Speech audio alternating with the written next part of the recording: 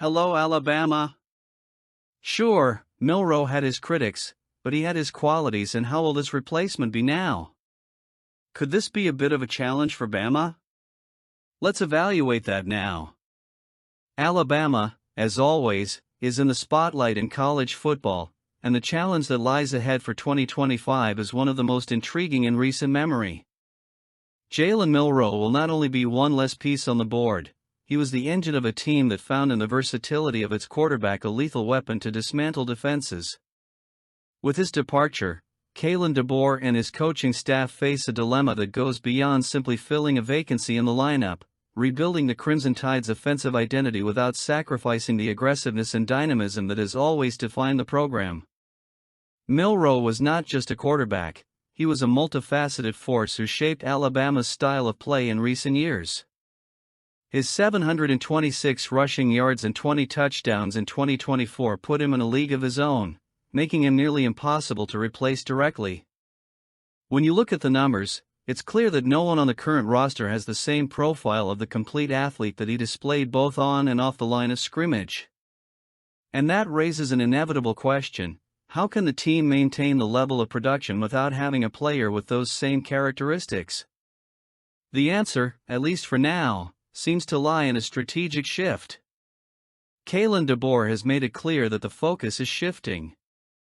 The runs that were once the quarterback's direct responsibility will now be distributed primarily to the running backs. That doesn't mean that the new quarterbacks, Ty Simpson, Austin Mack, or Keelan Russell, will be mere operators of the system, incapable of running the ball. But the emphasis will be different, transforming the running game into a natural extension of the tailback's work, while the quarterback position takes on a more refined role, based on precise passing and quick decisions. It's interesting to see how DeBoer and Ryan Grubb, the new offensive coordinator, are embracing this transition. It's not just about adapting the scheme to what the players have to offer, but also about reviving concepts that have proven successful in the past. The idea of exploring more play-action plays, for example, harks back to the days of Bryce Young and Mac Jones, two iconic Alabama quarterbacks who, although not known for their running ability, dominated the field with tactical intelligence and precision passing. This approach may seem like a return to basics, but it's actually a calculated evolution. After all, college football is constantly changing, and Alabama has always been able to navigate these waters with mastery. Another crucial point in this rebuild is the role of the running backs. With Jam Miller and Richard Young returning, there's enough talent in the backfield to make up for Milroe's absence in the running game. However, the gap is still huge. Milroe not only led the team in rushing yards, but he also created unexpected opportunities with his ability to improvise. For DeBoer, the key is to maximize the strengths of these running backs, integrating them more organically into the running game and short throws. It's a plan that requires constant adjustments and near-perfect execution, but if anyone can make it work, it's the brains behind this team. It's worth noting that the offensive system remains essentially the same. The basic concepts are there, intact, but the emphasis is being adjusted. Whereas before there was a clear tendency to exploit the quarterback's dual threat potential, now the focus is on tailback-oriented plays.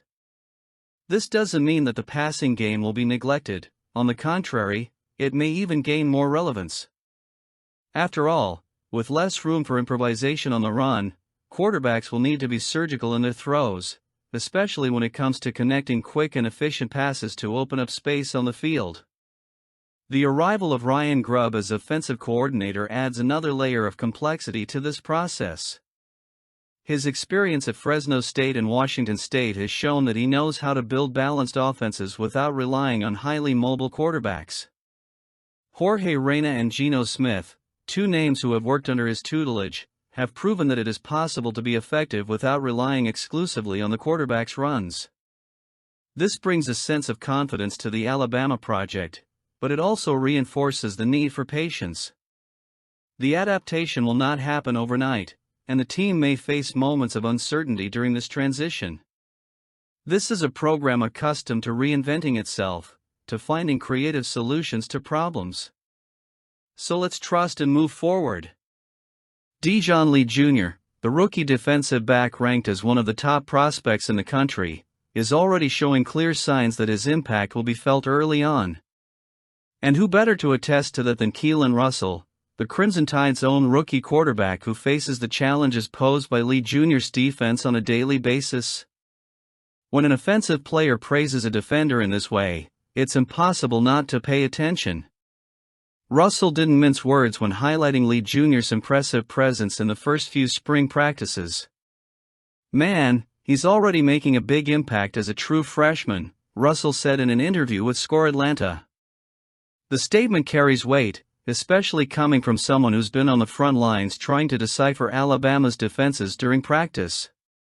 Russell knows all too well how tough it is to face an opponent with Lee Jr.'s size, speed and intelligence, and his words reflect the respect the rookie has already earned among his peers.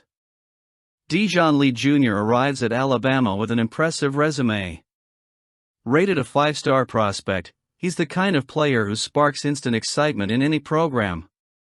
He combines size and versatility in a rare way that makes him a unique piece of the secondary.